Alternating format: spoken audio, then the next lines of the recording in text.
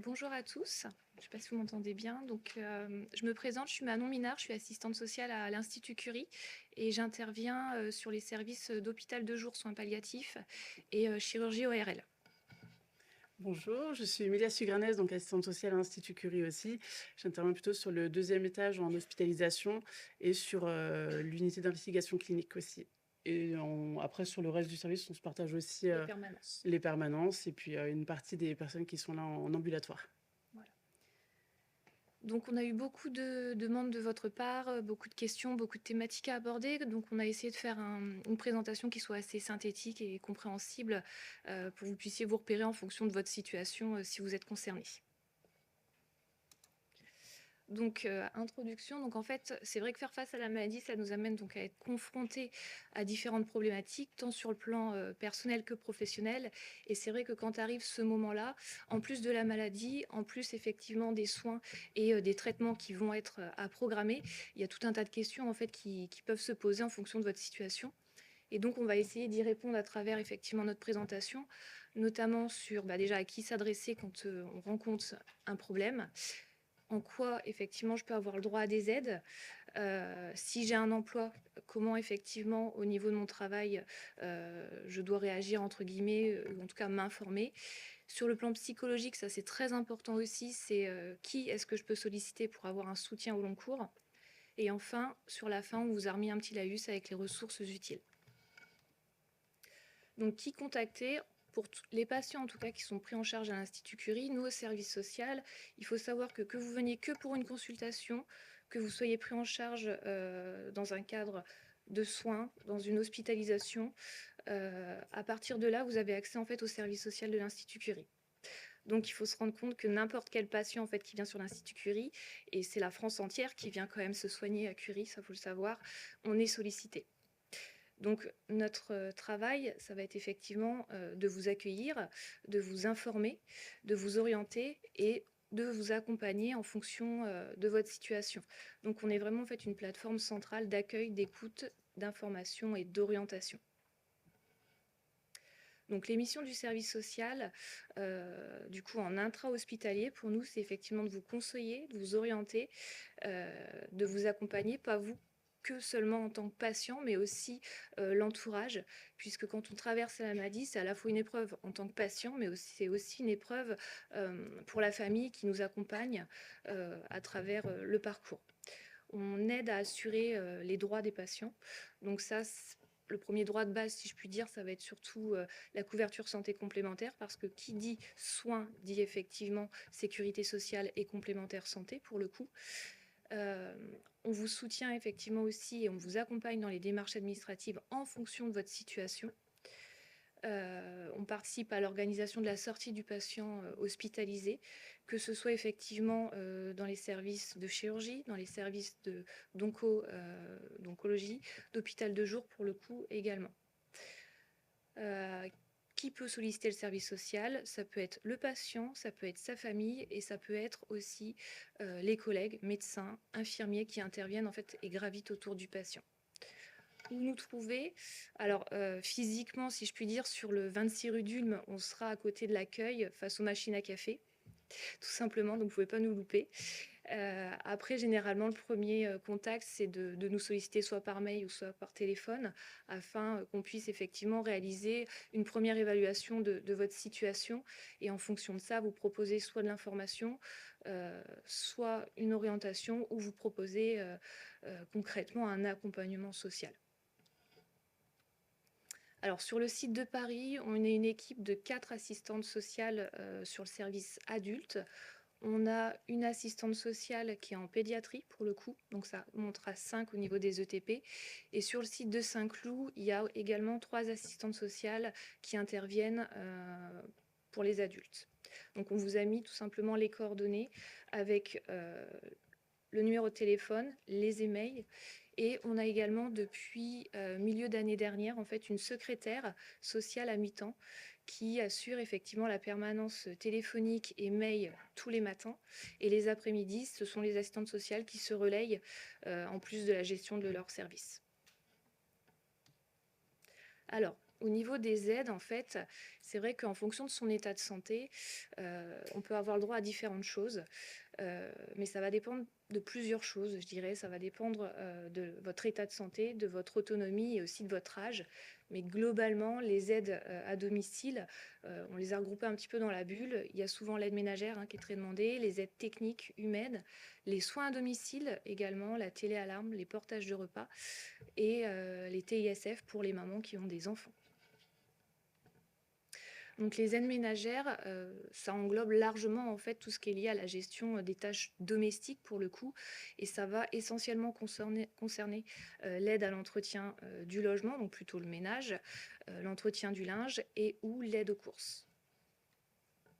Alors qui solliciter pour les aides ménagères? Donc que vous ayez moins de 60 ans ou plus de 60 ans, en fait, ça va différer. Tout simplement parce qu'au niveau administratif, en France, c'est construit comme ça. En fonction de votre âge, vous allez dépendre effectivement d'un organisme ou d'un autre. Donc, on a essayé de synthétiser de façon schématique pour que ça soit beaucoup plus parlant.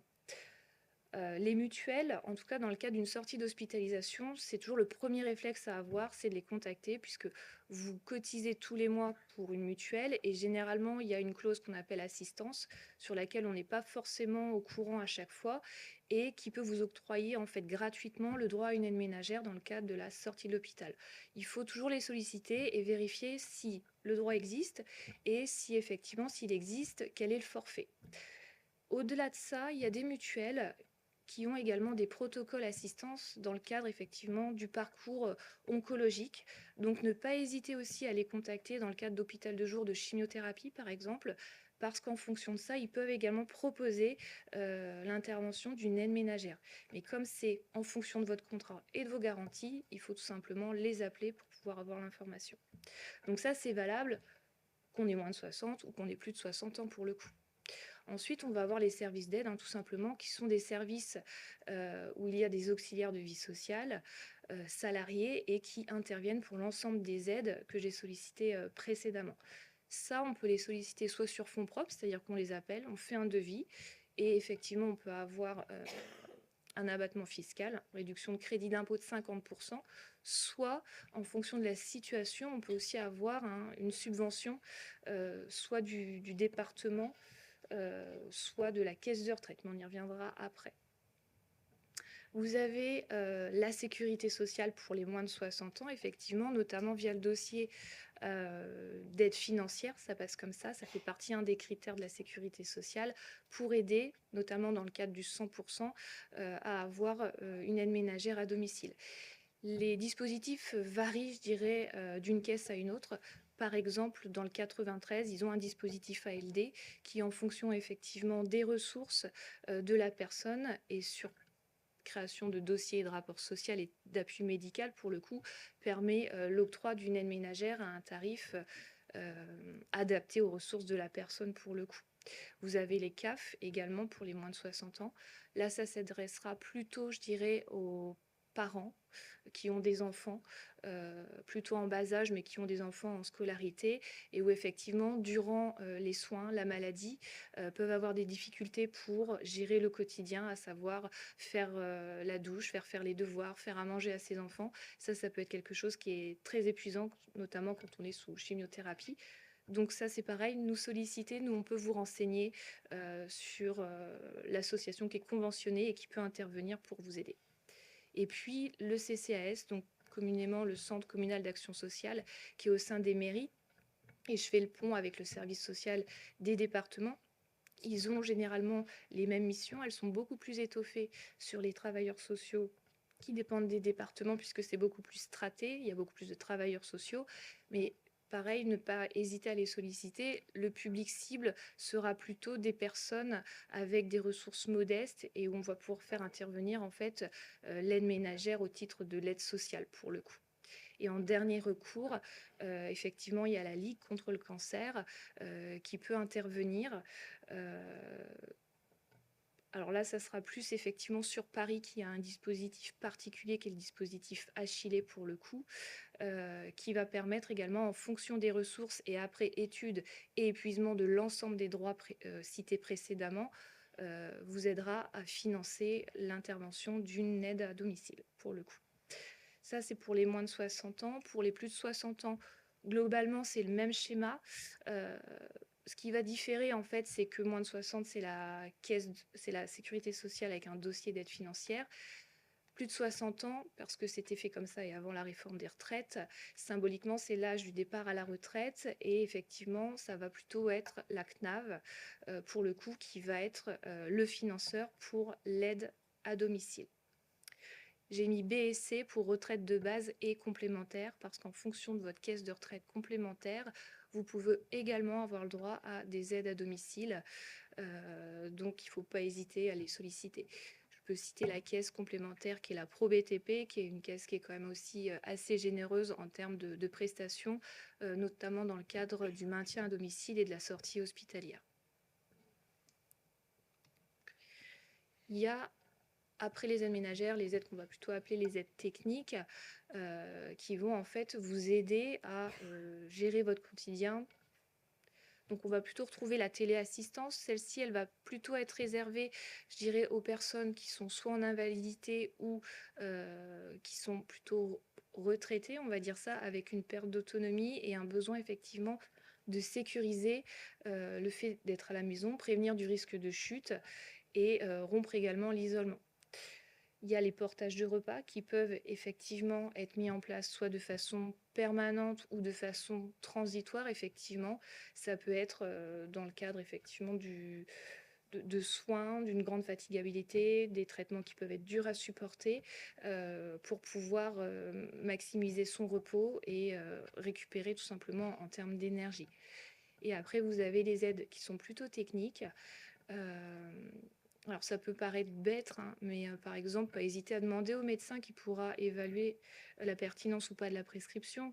Mais par exemple, quelqu'un qui va rester grabataire ou qui va être alité un certain temps, un lit médicalisé avec un matelas adapté, c'est prévenir les risques effectivement de s'abîmer entre guillemets la peau et de faire des escarres tout simplement. Je dis ça parce que quand on a, nous, des patients qu'on rencontre qui sont sur plusieurs cures, même si effectivement il y a des temps de pause, ce qu'on s'aperçoit, c'est que c'est sur la durabilité, en fait. C'est un peu comme dans une compétition. Si vous voulez, au début, ça va. Le deuxième round, ça va. Et le troisième round, effectivement, bah, c'est fatigant à la fois pour l'organisme, mais aussi pour le psychologique, si je puis dire. Donc tout ce volet, effectivement, matériel, médical, qui peut vous aider, en fait, à vous maintenir à la maison et à favoriser votre autonomie, pas hésiter à faire le point en fait avec le médecin qui vous suit pour le coup. Les auxiliaires de vie. Alors l'auxiliaire de vie, elle va être différente de l'aide ménagère dans le sens où c'est un professionnel qui est formé et qui est diplômé pour le coup pour faire ce qu'on appelle de l'aide à la personne. L'aide à la personne, ça va englober les actes de la vie quotidienne, qui sont en fait les actes basiques, si je puis dire, manger, être propre, se lever, faire le transfert, c'est-à-dire passer du lit au fauteuil, marcher, pouvoir être orienté dans le temps, en tout cas accompagné, et gérer un petit peu tout ce qui est l'administratif et la communication également. Donc en fait, elles interviennent auprès de la personne pour les aider ponctuellement ou durablement en fonction de l'état de santé, pour favoriser le maintien à domicile et, je dirais, participer aux soins, entre guillemets. Voilà. Il y a un petit encart attention, parce que ça, c'est arrivé aussi assez régulièrement. Les gens, parfois, qui sont isolés et qui ont des auxiliaires de vie, ne peuvent pas, par exemple, se déplacer pour faire des démarches administratives. Une AVS n'a pas le droit de prendre la carte bancaire de la personne ou d'aller réaliser des démarches au nom de la personne. Parce que d'un point de vue responsabilité et légale, en fait, il n'y a pas les autorisations pour le coup. Alors, les aides humaines qui interviennent. Donc là, effectivement, on va avoir, et je vais revenir à la slide en mémoire, au niveau des pyramides, quand on faisait le distinguo moins de 60, plus de 60 ans, c'est là où effectivement nous rencontrer, ça va en fait nous permettre de vous orienter sur le bon dossier à réaliser, si je puis dire.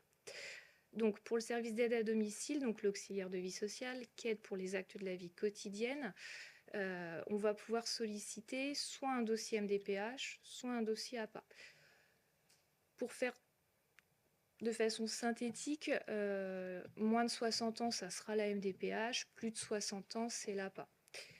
La MDPH, on sera sous le champ du handicap, l'APA sous le champ en fait de la dépendance.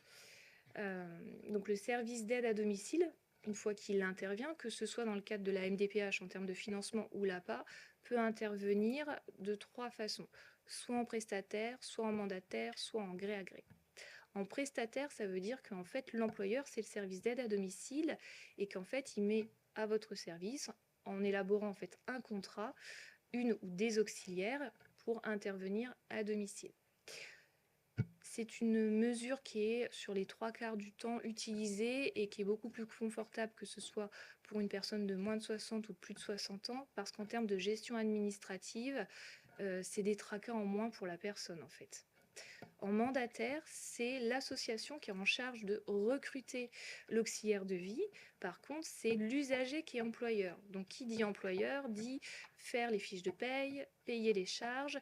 Et effectivement, si à un moment ou à un autre dans votre parcours de vie et ou de soins, ça devient très compliqué et que vous êtes isolé, et qu'il y a besoin de licencier ou par exemple que vous êtes hospitalisé, vous allez quand même devoir finalement payer les charges de la personne qui n'intervient pas à domicile du fait de votre hospitalisation. Donc ça peut vite coûter cher également. Et le gré à gré qui est très peu utilisé, c'est plutôt en province, si je puis dire, que c'est utilisé et pas dans tous les départements. Euh, c'est vous recrutez quelqu'un, le département vous donne la subvention et ensuite vous rémunérez la personne. Donc là, c'est pareil, l'usager est employeur avec les mêmes contraintes pour le coup.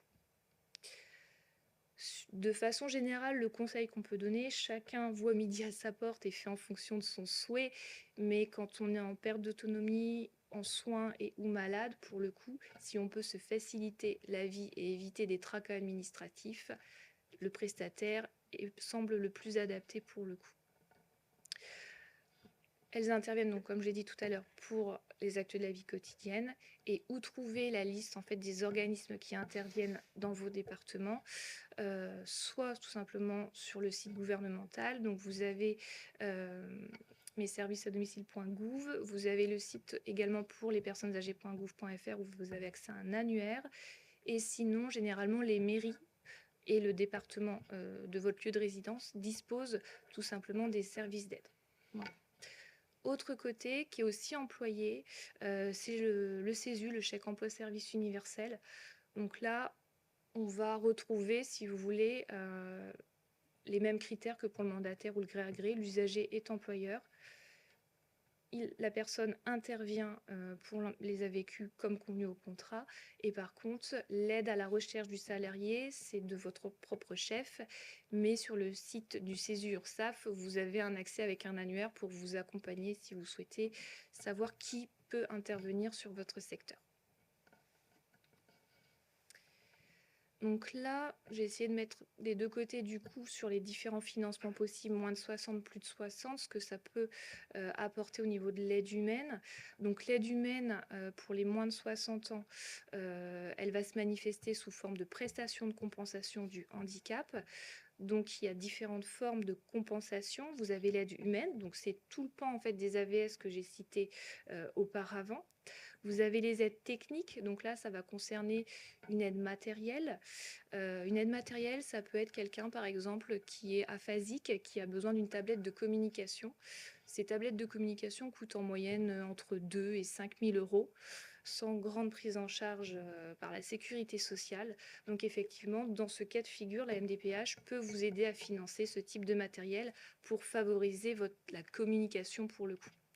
Vous allez avoir tout ce qui est lié à l'aménagement du logement.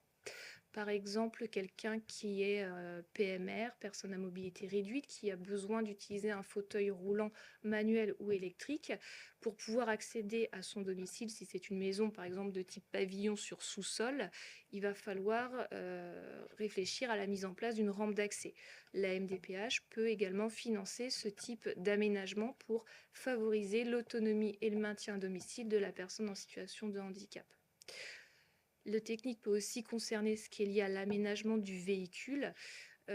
Ça peut être, par exemple, quelqu'un qui garde ses facultés, cognitives intactes, mais qui ne peut plus conduire parce qu'il n'a plus l'usage, de ses jambes et qui, on va dire, a été amputé d'un bras, par exemple. Et ben, on peut financer la mise en place d'une boule au niveau, du volant pour aider la personne tout simplement à conduire de façon plus adaptée, ainsi que, au niveau des pédales, être plus sur le financement d'une boîte automatique s'il avait déjà un véhicule et qui n'était pas adapté.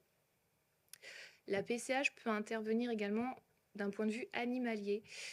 Ça va concerner essentiellement les personnes qui sont aveugles, pour le coup, et ça va être le financement, d'un chien qui est agréé par un centre, pour le coup, c'est un chien guide, en fait, un chien guide aveugle.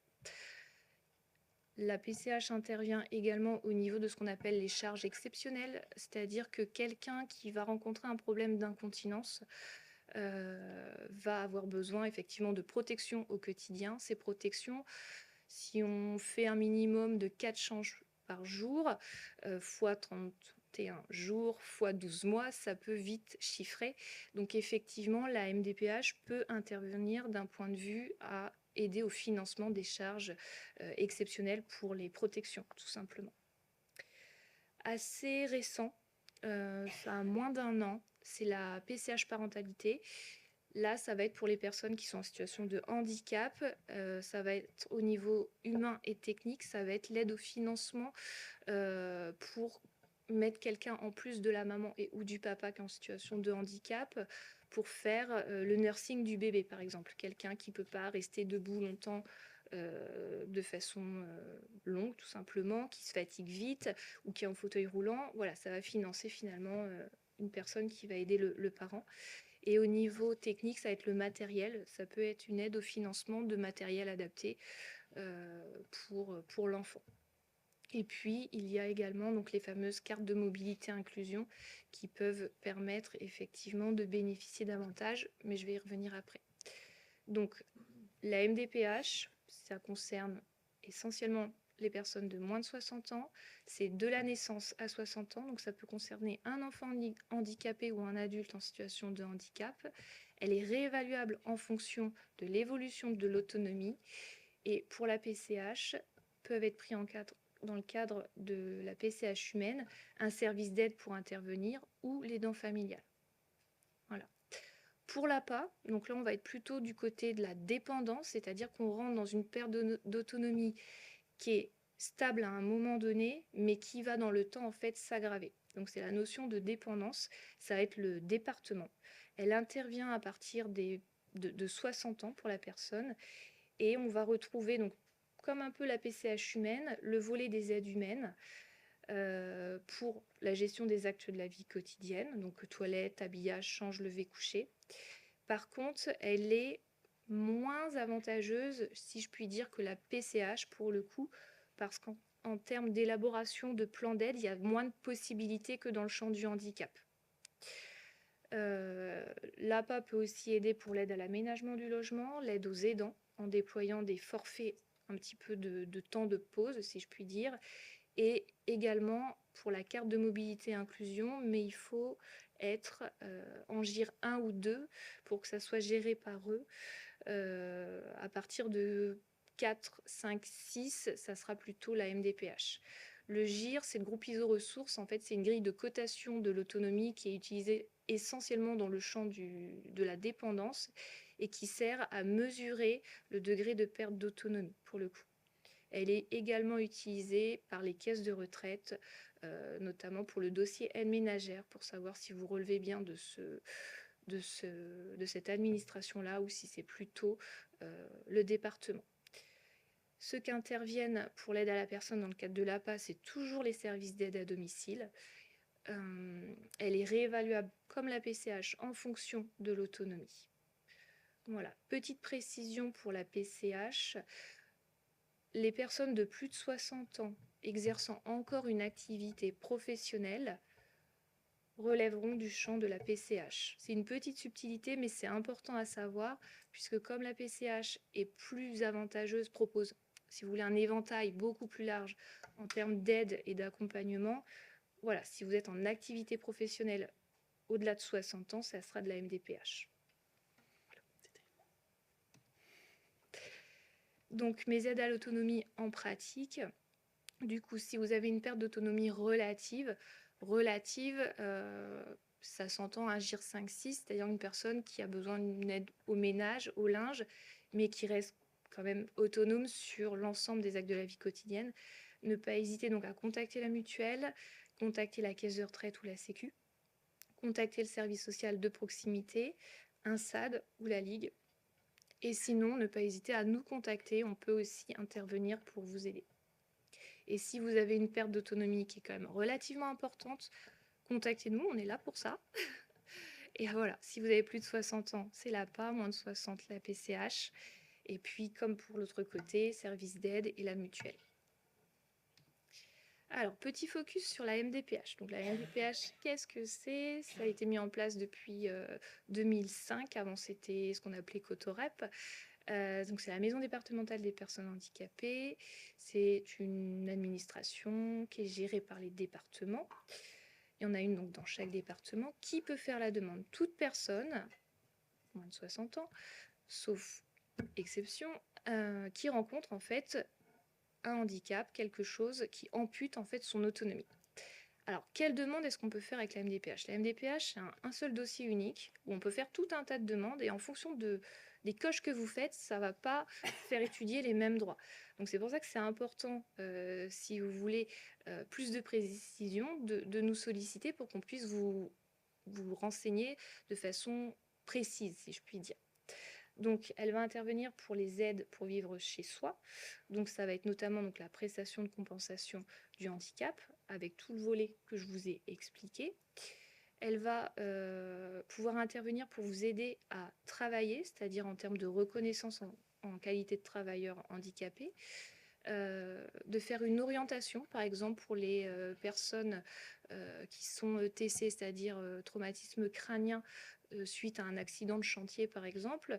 Il y aura ce qu'on appelle des préops, qui sont effectivement des centres de rééducation et d'orientation professionnelle. L'orientation passe par la MDPH pour le coup. Ça va être par exemple une personne qui souffre d'un handicap mental et qui souhaite s'insérer dans la société par le travail, bénéficier d'une orientation sur un ESAT en fait, qui est un établissement et service d'aide par le travail. Donc il y a tout un panel comme ça effectivement au niveau du travail, mais en fonction des coches que vous mettez, ça ne va pas avoir la même incidence. Besoin de reconnaissance du handicap, donc on va être sur une reconnaissance fiduciaire, l'AH, effectivement, l'AH qui est octroyée dès lors qu'on a un taux d'incapacité de 80%. On va être sur une reconnaissance plutôt au niveau de la carte de mobilité inclusion. Et puis, après, vous allez avoir besoin de bénéficier d'un ESMS ou service MS. Donc, c'est les établissements et services médico-sociaux ou services médico-social. Donc là, ça va englober les personnes qui ont un handicap lourd ou du polyhandicap et qui ont en fait besoin d'un lieu de vie adapté. Ça peut être par exemple quelqu'un qui est dans un état post-relationnel, c'est-à-dire qu'on ne peut communiquer qu'en ouvrant un peu les paupières avec elle. C'est juste avant l'état végétatif pour le coup. Cette personne pourra bénéficier d'une masse. C'est une maison d'accueil spécialisée pour le coup. Après, on va avoir anciennement ce qu'on appelait les foyers de vie, effectivement, les femmes. Et puis, au niveau des services médico-sociaux, le SAMSA. Les cartes de mobilité inclusion, vous en avez 3. Celle de stationnement qui permet effectivement de faciliter le stationnement sur des places adaptées. La priorité, celle qui permet effectivement d'éviter les files d'attente.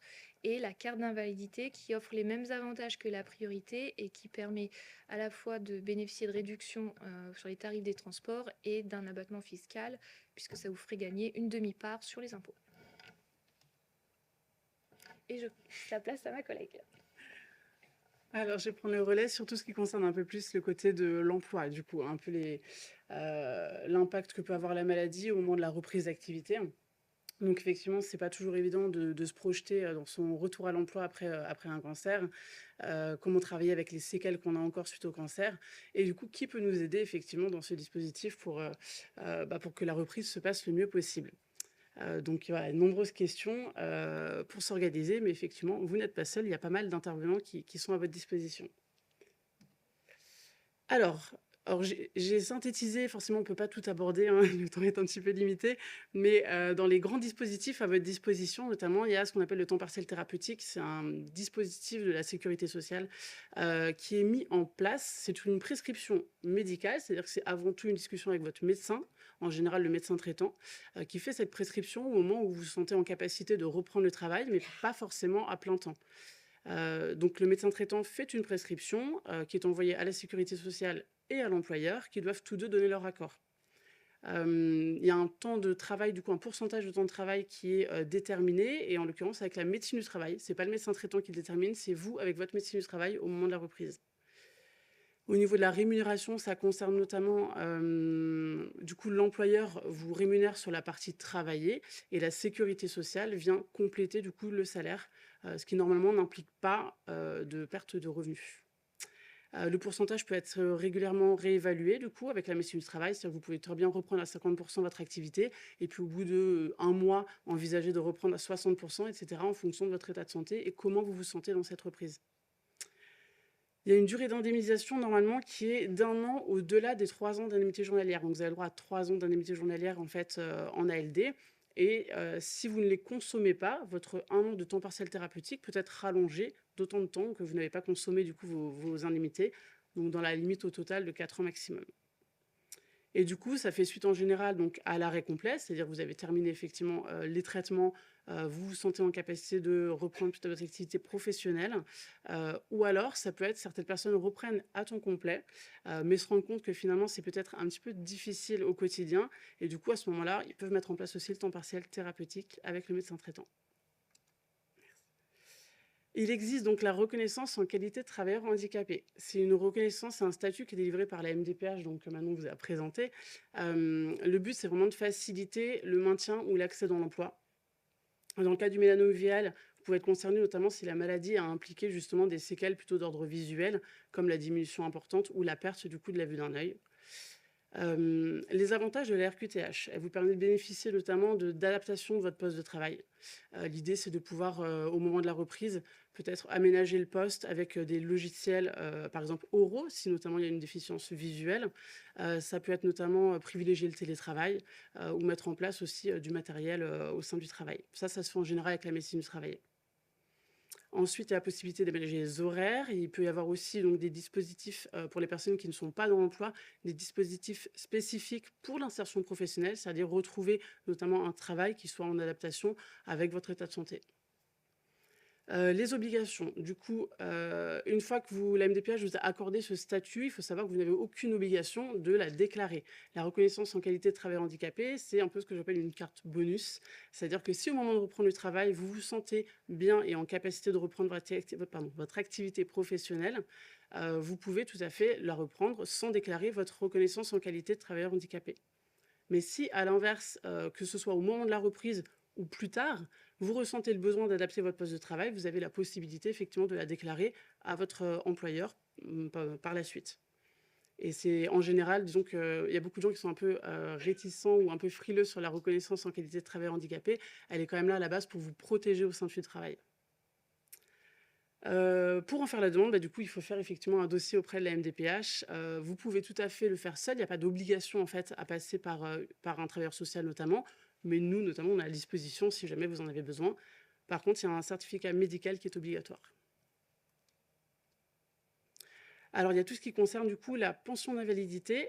Alors là en l'occurrence c'est un dispositif aussi de la sécurité sociale. Ce que vous avez là sur les 2 slides, vous le trouverez sur le site de la sécurité sociale. C'est un dispositif qui justement prend en compte le fait que vous n'avez peut-être plus tout à fait les mêmes capacités pour reprendre le travail. Et donc elle est réduite, et ça vient en fait vous verser une pension qui va pouvoir venir soit compléter une activité travaillée qui est fortement diminuée, soit remplacer effectivement, si la personne n'est pas en capacité de reprendre le travail, remplacer du coup la ressource du coup qui était le travail.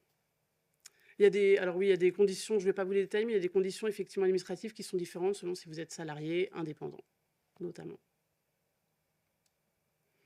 Il y a 3 catégories, oui, dans la pension d'invalidité. Ça va être évalué du coup par le médecin conseil de la sécurité sociale qui va vous convoquer.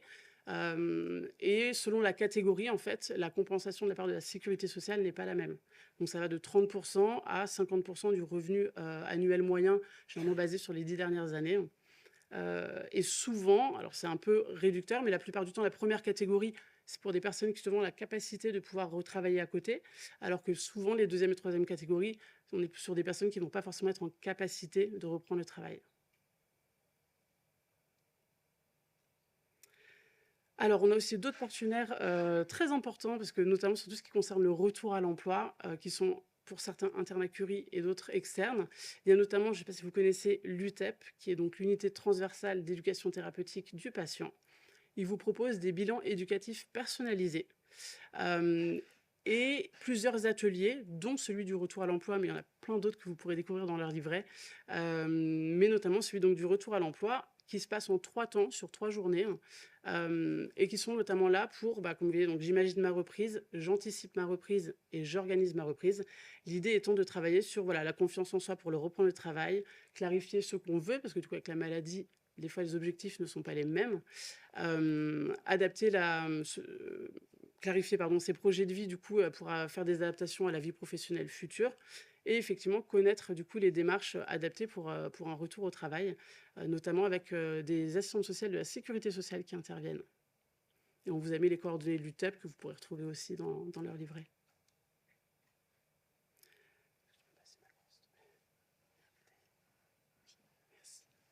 Il y a d'autres effectivement partenaires cruciaux, notamment le service social de la sécurité sociale qui est hyper important.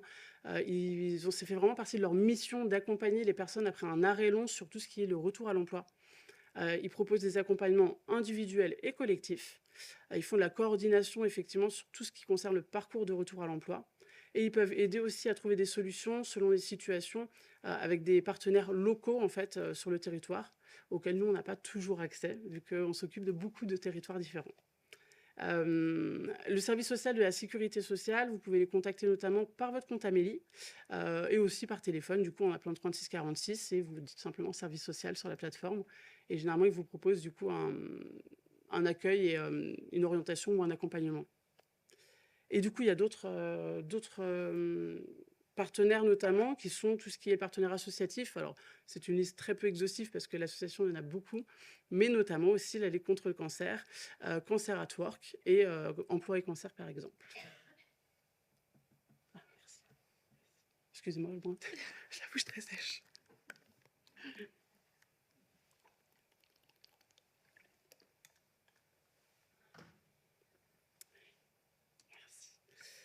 Ensuite, ce qui concerne, donc ça c'était pour l'aspect emploi. Ce qui concerne plutôt du coup le besoin et l'envie de soutien psychologique. Alors, on ne fait pas partie du coup de l'équipe justement de l'UPO, l'unité de psycho-oncologie, mais en travaillant un petit peu avec eux, on essaie de vous proposer un petit peu les différentes possibilités en tout cas que vous pouvez solliciter. Donc au sein de l'Institut Curie, on a une équipe de psycho-oncologues qui regroupe des psychologues et des psychiatres qui sont, tout comme le service social, en fait, à votre disposition à partir du moment où vous êtes patient de Curie, mais aussi pour l'entourage. La prise de rendez-vous, elle se fait via leur secrétariat et elle est ouverte donc aux patients et à l'entourage.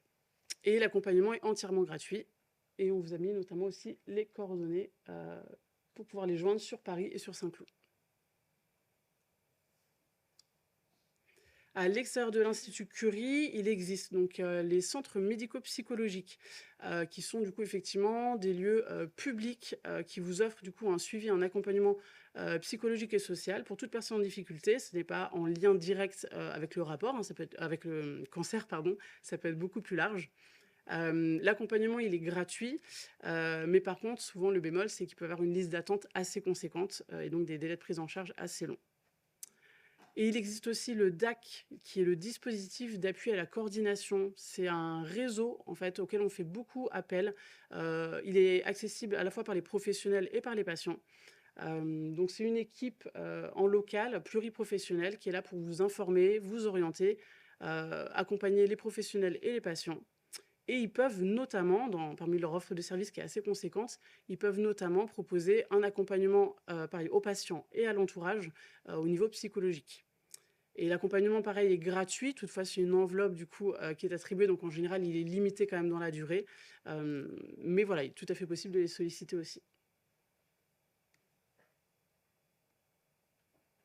Il existe aussi effectivement au niveau de la Ligue contre le cancer, alors que personnellement au service social on sollicite beaucoup la Ligue contre le cancer qui propose plusieurs choses. Au niveau national du coup, ils ont un numéro gratuit d'écoute et au niveau départemental, après chaque Ligue contre le cancer en fait, enfin chaque département a sa Ligue contre le cancer et ils proposent là du coup différentes formes de soutien, que ce soit en individuel ou en groupe de parole.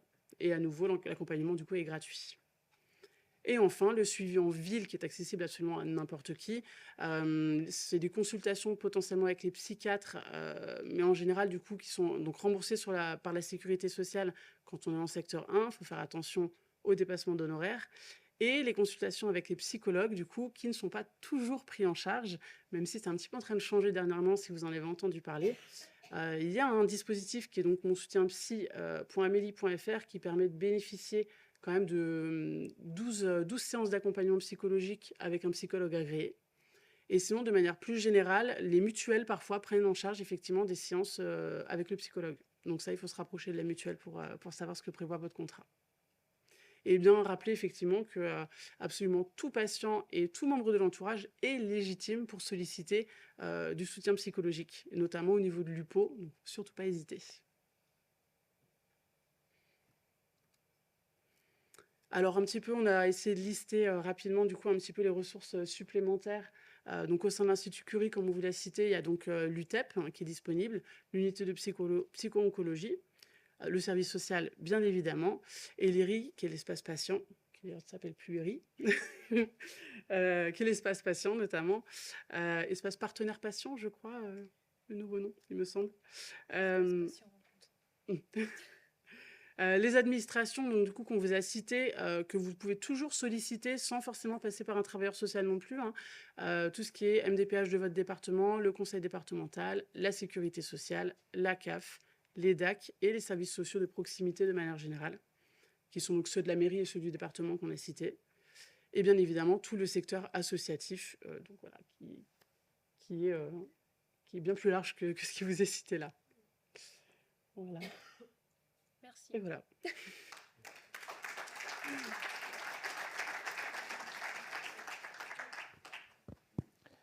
Merci beaucoup, c'était une présentation importante, qui plus est, qui est enregistrée, parce qu'il y a plein de situations différentes, donc qui ne répondent pas forcément à chacune de vos problématiques, qui peuvent évoluer justement avec le temps. Donc surtout, sachez que vous pourrez les reconsulter, cette présentation, en sélectionnant ce qui vous intéresse le plus dans toute cette complexité. Et vous pouvez déjà poser des questions, c'est des questions en ligne. Je n'aurai plus des chiffres, mais il y a quelque chose comme 300 personnes qui étaient connectées en ligne, c'est ça? Je ne me rappelle plus. Ou 200? 200, 194, c'est ça. Avec combien de questions que vous avez traitées? 90 questions que vous avez traitées en ligne qui ne sont pas apparues, traitées par Denis qui est là-haut. En fait, c'est ça qu'il faisait sur l'ordinateur depuis tout à l'heure, à tapoter. Il répond en ligne aux questions. Est-ce qu'il y a des questions dans la salle? En ligne, je ne vois pas. Ou questions?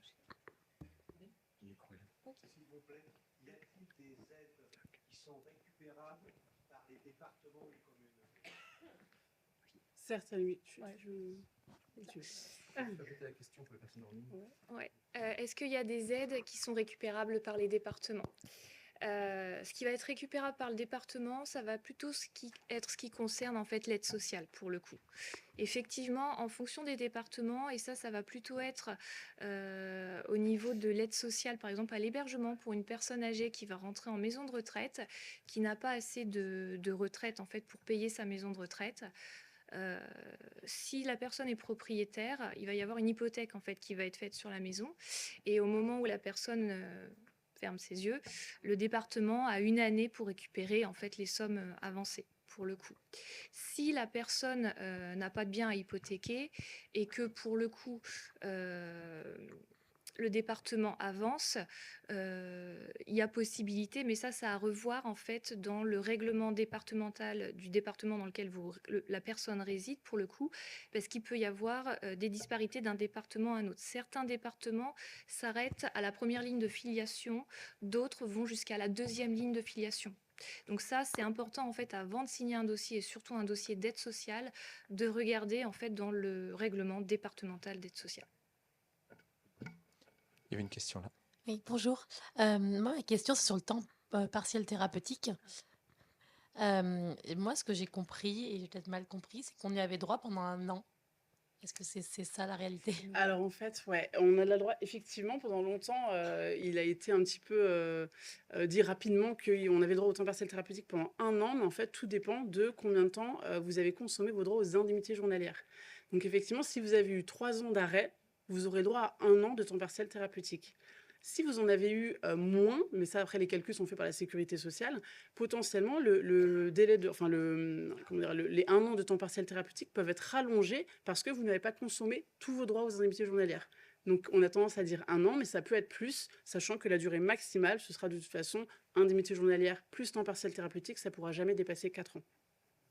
Ok, donc on peut avoir à plusieurs périodes en fonction de l'évolution de la maladie, du temps partiel thérapeutique. Aussi, oui, en fait, c'est la sécurité sociale qui vous dira, tant que vous avez des droits effectivement qui sont ouverts potentiellement, vous pouvez faire du temps partiel thérapeutique, même reprendre à temps plein, rouvrir des droits au temps partiel thérapeutique.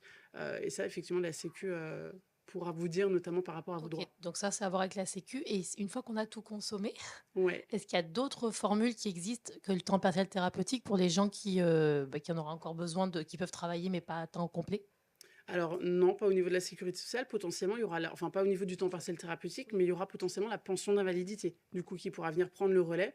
La pension d'invalidité, elle peut permettre de maintenir une activité à temps partiel et d'avoir en fait une pension en parallèle. Alors pareil, c'est des calculs, dont je ne vais pas vous donner le détail, mais des calculs qui sont faits par la sécurité sociale. Il y a un équilibre effectivement où un salaire à ne pas dépasser, sinon la pension s'arrête. Mais du coup, il peut y avoir un équilibre qui est trouvé entre le temps travaillé et une pension d'invalidité qui va venir compléter du coup le salaire. Ok, mais ça implique peut-être une perte de revenus dans la mesure où c'est capé à un Ça certain... peut, ouais. Alors effectivement, arriver à la pension d'invalidité, ça peut impliquer notamment une perte de revenus. Euh, Après, potentiellement, mais c'est pareil, c'est en fonction des barèmes, mais ça implique une petite. C'est un petit peu le côté compliqué du social, c'est qu'en fait, tout est un peu individuel. Je vais compléter. Mais vas-y, vas-y. Du coup, je complète ce que ma collègue elle dit. Donc, ok, sur tout ce qu'elle vient de vous expliquer. Par contre, effectivement, pour travailler, généralement, c'est plutôt la pension d'invalidité catégorie 1 qui effectivement est plus propice à une reprise en temps partiel de travail. Comme c'est une pension qui est calculée sur 30%, ils vont calculer le salaire de vos 10 meilleures années et ils vont faire 30% de ça en fait. Donc, que vous travaillez par exemple 2 jours ou 3 jours, vous allez avoir votre pension, donc j'ai une bêtise de 100 euros, 300 euros par mois par exemple. Et donc le reste du temps, ça sera à vous de voir si en fonction d'un 50% ou un 60%, vous arrivez finalement à vivre convenablement au quotidien en fait au niveau de vos charges et ainsi de suite. C'est un calcul qui est à faire. Après effectivement, s'il y a un droit, prenez-le aussi. J'ai envie de dire, c'est parce que derrière, c'est que ça reflète votre état de santé et surtout votre capacité. Voilà. Merci beaucoup.